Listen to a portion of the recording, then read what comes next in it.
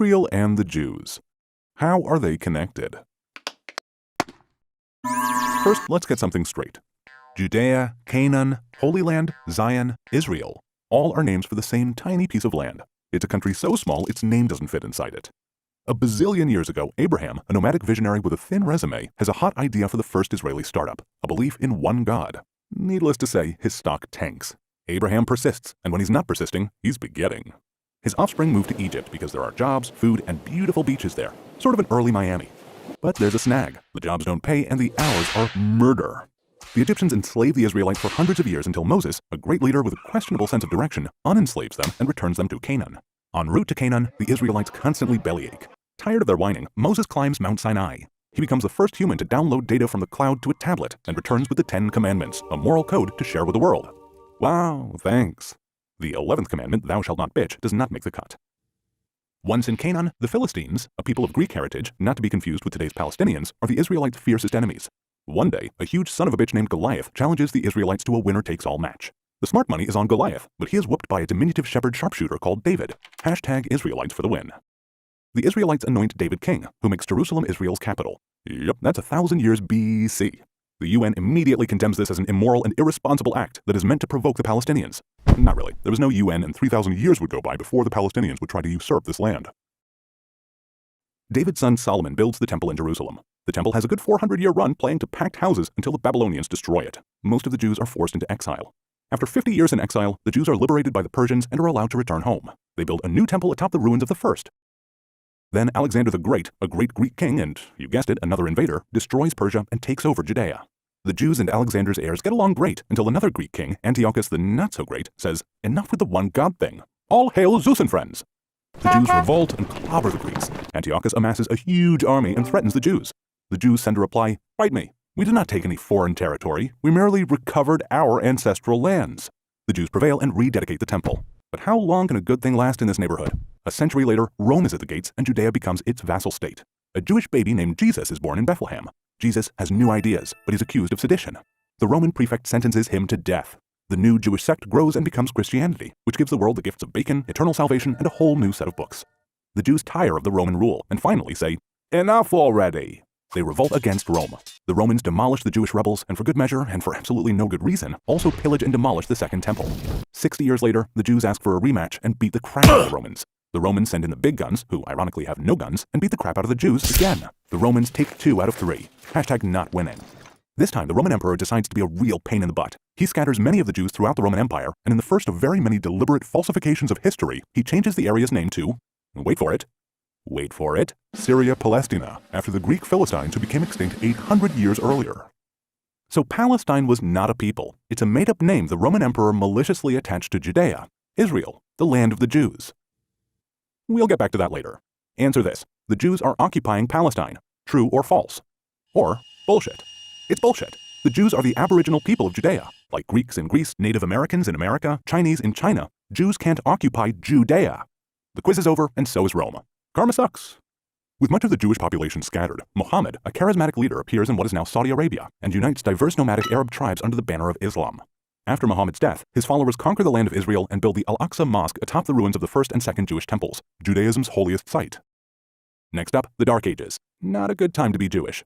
The Middle Ages. Still very dark. Jews take the rap for the Romans' killing of Jesus and are subjected to random killing sprees, mob riots, expulsions, and monstrous persecution. Christian Crusaders spend years trying to conquer Jerusalem from the Muslims. As soon as they succeed, they promptly begin to slaughter the Muslims and the Jews. Next, this total Kurd Saladin takes Jerusalem from the Crusaders. Oh wait, write this down. Saladin is not an Arab. He's a Kurd, born in today's eastern Turkey. Palestine is still just a misnamed geographical area. If some peddler of an alternate reality tells you that there was an independent Palestinian state or kingdom or whatever, you can politely ask him, what borders did it have? Who ruled it? From when to when did it exist? The squirming to try to explain it will be illuminating. Food for thought. If Palestine were some ancient Arab country, they probably would have had a different name for it. Just as there are Arabic sounds with no equivalent sounds in English, in the Arabic alphabet, not a single Arabic word has the P sound in it. Google it. Knock knock. Who's there? It's the Ottoman Turks. Their turn to conquer the Holy Land. They rule corruptly and peacefully for 400 years. So what happened to the Jews? Despite all attempts to eliminate, exterminate, exile, and forcibly convert the Jews, they consistently and continuously maintained a presence in the land of Israel. Jews from almost every country under the sun, in ghettos in Poland, under the Inquisition in Spain, and in concentration camps across Europe, focus their prayers on Israel, the only place where they have been able to do what every nation does, construct their own society according to their own ideals. Ready for a question? Okay. Jerusalem is just as sacred to the Muslims as it is to the Jews. True or false? 5 Pinocchios. Jerusalem is mentioned over 800 times in the Bible and 0 times in the Quran. 0 as in zip, nada, nil, not even once. Feel free to fact check. From its first days under King David, Jerusalem has served as the capital of only one nation, the Jewish nation. The 1880s see increased immigration of Jews returning to their ancestral homeland. The malaria-ridden swamps are drained and agricultural communities thrive in the once barren hills. The 19th century, revolutions and reforms are in the air. Nations crave freedom. The Jews around the world feel it's time. A journalist named Herzl founds a Zionist movement for the return of Jews to their homeland. As more Jews come to the Holy Land, the resulting economic boom attracts Arabs from as far away as Algeria and Syria. A quick quiz. The Jews are not a nation. True or false? The Jews are the only nation on earth that inhabits the same land, bears the same name, speaks the same language, and worships the same God that it did 3,000 years ago. You can argue with a taxi driver in Tel Aviv about which route to take using the same language that Moses used to lead the Israelites out of Egypt. World War I is over. The winners hold a conference in San Remo, Italy, called, for the lack of a more original name, the San Remo Conference, to redraw the map of the Middle East. They create new borders and new countries. An area approximating present-day Israel plus Jordan is given to England. Their assignment and sworn task is to establish thereon a national home for the Jewish people. There's no mention in the document of granting land to any non-Jewish entity. The plan is to give the Jews back the land taken from them by an endless string of empires. The plan is ratified unanimously by the League of Nations, today's United Nations. The Brits waste no time in screwing the Jews. They welch on their promise and give more than 3/4 of the territory to Abdullah, a Saudi prince, for another brand new Arab state called Transjordan. Maybe they mistook Abdullah for a Jew. As to the rest, guess what? Of all of the new borders and new countries created since World War I, the only area that is referred to as occupied by some and disputed by others is that tiny piece of land allocated to the Jewish people. All other decisions are considered binding by most of the world. To prove their claim to the entire land of Israel, the Arabs launched terrorist attacks against the Jews. By this time, everyone living in the area called Palestine is called a Palestinian. This includes all the Jews, Arabs, Muslims, Druze, Christians, and a camel named Benny. In Europe, the satanic Nazis are dedicated to exterminating all the Jews. Jews everywhere fight on the side of the Allies. The Central Arab leader, the Grand Mufti of Jerusalem, meets with Hitler, and he's not there to talk about buying a summer home in Bavaria. 6 million civilian Jews, including 1.5 million Jewish children, are exterminated before the Nazis are defeated. But we digress. The land of Israel does not belong to the Jews as compensation for their suffering. It is theirs by indisputable aboriginal rights derived from their indigenous birth and uninterrupted presence for over 3,000 years. The Holocaust is over, but Arab attacks against the Jews of Palestine continue. Now, an actor who has disappeared 2,000 years ago comes for an encore, the armed and proud Jew. The Jews in their ancestral land of Israel establish armed organizations to defend themselves against Arab terrorists. When the British government closes the ports of Palestine and locks the Jews of Europe together with their exterminators, Jewish militias fight to expel the despicable Brits from the land of Israel. I say. After endless, fruitless peace talks to try to get the Arabs to accept any Jewish homeland in Israel, the British have had enough. They peace out and dump the problem on the newly created UN. The UN decides to divide the remaining small territory into the first Jewish state in nearly 2,000 years, a 22nd Arab state, and a third significant area that includes Jerusalem that would be internationally controlled. By 2021, the world is blessed with 56 Islamic countries, over 100 Christian majority countries, and one tiny Jewish state. So that you understand, the entire territory allocated to the Jews is about the size of Connecticut. Today's Israel is slightly larger than New Hampshire. Egypt is 36 times as large as Israel, and the United States is 350 times as large. The Jews accept the UN proposal. Remember the phases? That's your land. Okay. No, actually, that's the only part you get to keep. Okay. No, as a matter of fact, this is the only part you get. Oy vey. The Arabs reject even this plan, vowing to push the Jews into the sea. Having a massive numerical advantage, 5 Arab states, each with a standing army and a total population of over 30 million people, attack the newborn state of 600,000 Jews. It's David versus 5 Goliaths. 1,000,000 to 1 shot comes in. David wins again. Israel repels the attacks and declares its independence. 711,000 Arabs flee from Israel. 156,000 Arabs choose to stay and are brutally given Israeli citizenship and civil rights. 850,000 Jews are driven out of the surrounding Arab countries. Jordan annexes the West Bank, including the holy sites in Jerusalem. They sack, loot, pillage, and desecrate every synagogue and Jewish cemetery in its territory. Egypt claims Gaza. Despite total Arab control of the West Bank and Gaza from 1948 to 1967, the Arab world does not establish a Palestinian state there. Do you get this? They have total control of the so-called occupied territories, and they don't create a Palestinian homeland. Time to test you. Israel is an imperialist country. True or false? Let's look at this ruthless empire. Let's look at how Jews take over the world. Oh, just a moment. The green part is Muslim countries. Look how they conquer the world. Just a moment, let's get closer. If you squint a little, you can see those colonizers. Let's tell the world that if they only give us a little more of their land, there will be peace. There's a sucker born every minute. But now, Israel commits the most horrific racist genocide of all times. From the 156,000 Arabs that decide to stay in Israel after the war in 1948, only 472,000 are left by 1972, and a mere 875,000 by 1990. And wow, this just in, only 2 million Arabs are left in Israel by 2021. Guess how many Jews are still in Arab lands? Hint, in most Arab countries, the number is so small a centipede could count them on his legs. Fast forward a couple of wars to 1964. The Arab League creates the Palestinian Liberation Organization, the PLO. They mobilize the local Arabs, indoctrinate them with hatred towards Jews, and unite them for the first time in history as the Palestinian people. Mazel tov, a nation is born, the Palestinians.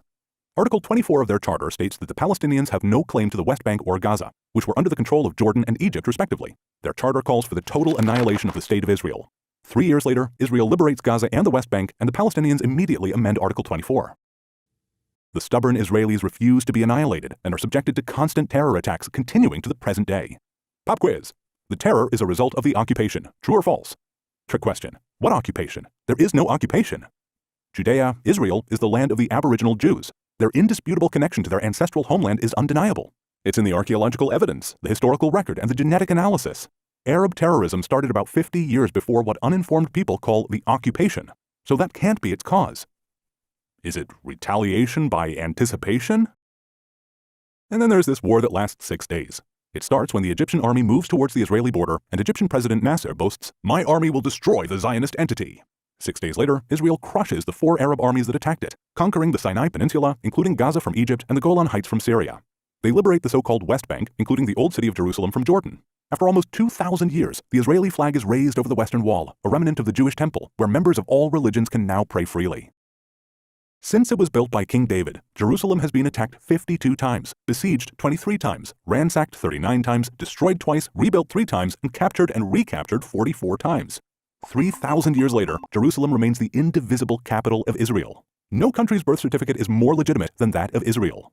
Pop quiz. Israel is rich and the Palestinians are poor. True or false? Mostly true, but why? Have you ever wondered where all the money donated to the Palestinians go, or how Yasser Arafat, the PLO's first president, became the first Palestinian billionaire? No clues needed here. The Palestinian Authority, to this day, uses the foreign aid it receives to pay over $345 million a year to convicted terrorists and their families. After another failed attempt by the Arabs to destroy Israel, a peace agreement with Egypt is signed, then with Jordan, and more recently with African and Gulf states. It just goes to show, when Israel has a partner for peace, it doesn't take long for peace to materialize. Pop quiz. Israel is an apartheid state. True or false? Hogwash. Over 20% of Israelis are Palestinians with full and equal rights. Among Israeli Palestinians are doctors, Supreme Court justice, generals, a Miss Israel, and members of parliament. The Arabic language is recognized under special status in Israel. Palestinians in Israel are freer than in any Arab state. Does that sound like apartheid? You call it. The Palestinians demand a state of their own, clean of Jews. That's because they hate racists. What is it about world leaders that they are comfortable with the concept that if it's a Jewish territory, the rights of the Arabs must be respected, but if it's a territory for the Palestinian state, it must be free of all Jews? What gives? In 2005, in a thunderstorm of irony, Israel commits ethnic cleansing. It forcibly relocates the entire Jewish population of Gaza, over 8,000 people, creating something that no other civilized country would dare do. With hope for peace, they hand over the entire area to the Palestinians without a single Jew in it. The gratitude is instantaneous. Rockets start flying into Israel. Instead of building Gaza into a thriving, peaceful society, it becomes a terrorist base hell-bent on destroying Israel. So deep is the Palestinian hatred of the Jews that in order not to be seen as taking anything from them, they demolish an extensive infrastructure of greenhouses purchased for them by American donors and which provided thousands of jobs. Here's a present. It's a quiz. Gaza is a huge concentration camp. True or false? It's a big fat lie. The most common medical condition among Gaza's women is obesity. Not exactly the usual concentration camp malady. It's true that to protect Israeli civilians, they can't cross into Israel, but they also share an 8-mile border with Egypt, a Muslim state. Why is it that only Israel is accused of not letting them out? Why don't their Muslim brothers allow them to pass through Egypt? It's for the same reason that Israel doesn't. 2005 sees an increased danger to Israel's security and legitimacy. The attempts to demonize, delegitimize, and criminalize Israel by some Arab nations is joined by non-state actors such as BDS, J Street, and the New Israel Fund. These Jewish and non-Jewish anti-Semitic provocateurs spread outright lies and malicious misinformation in an attempt to destroy the modern state of Israel. This is the sweetest thing that can be said about them. After Dachau and Auschwitz, Jews have learned to overcome the likes of these. But not everyone has been drinking from this anti-Semitic Kool-Aid.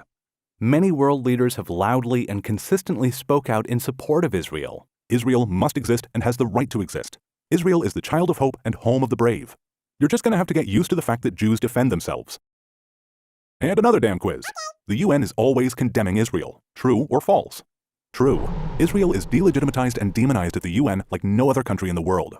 If Algeria introduced a resolution declaring that the earth was flat and that Israel had flattened it, it would pass by a vote of 164 to 13 with 26 abstentions. Over 70% of all UN General Assembly resolutions single out Israel.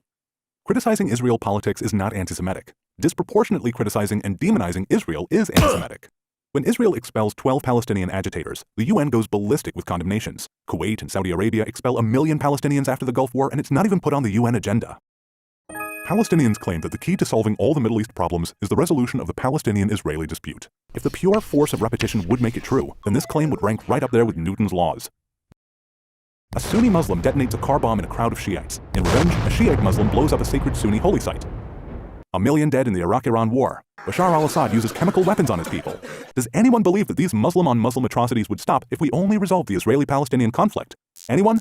The Arabs could have had peace with Israel on very easy terms at any time since 1948. Every Israeli government attempts to reach a peace agreement with the Arabs. The so-called two-state solution is rejected again and again and again and again. President Trump's peace plan is rejected by the Palestinians sight unseen. That's more rejection than you get in show business. Last pop quiz, promise. If the Palestinians lay down their weapons, there will be no more war.